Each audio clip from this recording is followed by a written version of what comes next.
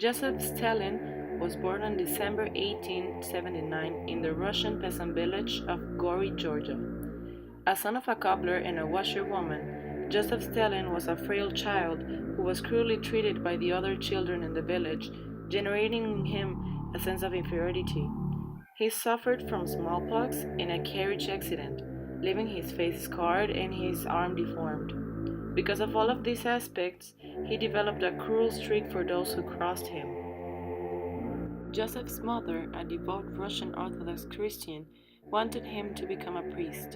In 1888, she managed to enroll him in church school in Gori. He gained a scholarship to Tiflis Theological Seminary.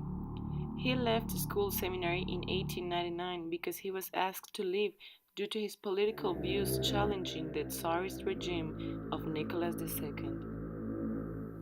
After leaving the seminary, he devoted his time to the revolutionary movement.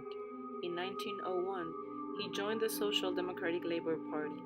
Years later, he was arrested for coordinating a strike and was exiled to Siberia.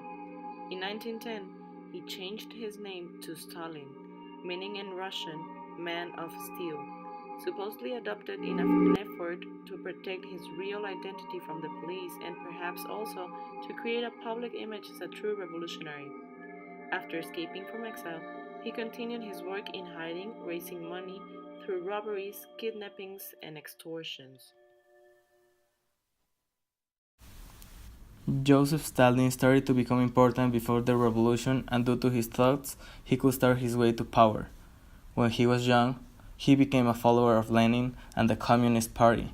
He was also very active in violent events. He was a bank robber and looked to gain funds for the Bolsheviks. After some time, his reputation as a revolutionary was more popular, and he became a close Vladimir Lenin's associate. Because Lenin admired him for his revolutionary conduct, and because Stalin ran Russia's purveyor of truth, the Pravda newspaper. During the revolution, Stalin was promoted to General Secretary of the Bolshevik Party, and after Lenin died, he was elected to be the leader. However, to achieve full leadership, he had to remove his opponents. He made Trotsky unpopular and removed him along with Kamenev and Zinoviev from the party, making himself the undisputed leader of the Soviet Union. Well, the ideology that characterized Stalin's regime was called Stalinism. It was basically totalitarianism or a dictatorship. Stalin named himself the supreme leader of Russia.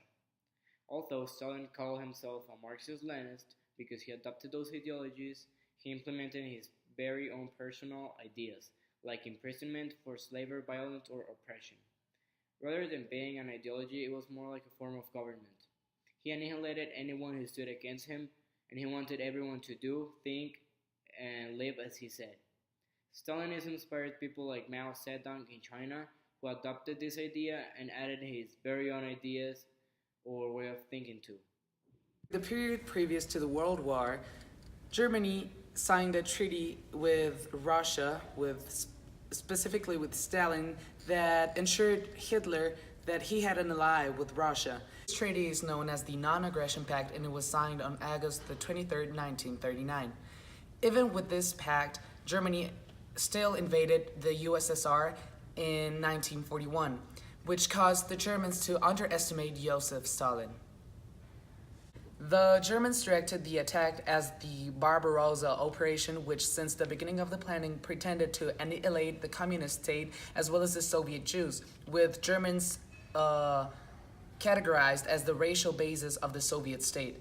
Now, this meant that the USSR was impure or indecent to the German eyes. Joseph Stalin was one of Russia's most powerful and important people. He was the man of steel. He did not hesitate while repressing or punishing his opponents, and he did not accept anyone who thought that he was wrong. He was a man who thought that the only way for power was a violent way. And effectively, when the Germans invaded Russia in 1941, he stayed at Moscow without fleeing, which meant that he had the power and the energy and the courage to confront the Germans. The title of the Man of Steel in the Battle of Stalingrad, which occurred from July 17th, 1942 to February the 2nd in 1943. He successfully stopped the Germans from an imminent invasion and defended the Russians while commanding true cold-blooded orders. Stalin not only participated in a military aspect but also as a political and economic leader.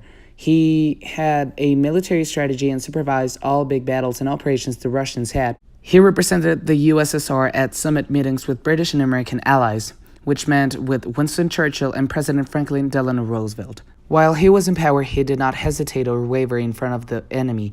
About 170,000 Soviets were executed for treason or lack of discipline. He was truly a man of no jokes. End of Stalin's dictatorship. Stalin's health began to deteriorate in the early 1950s and died on March 5, 1953.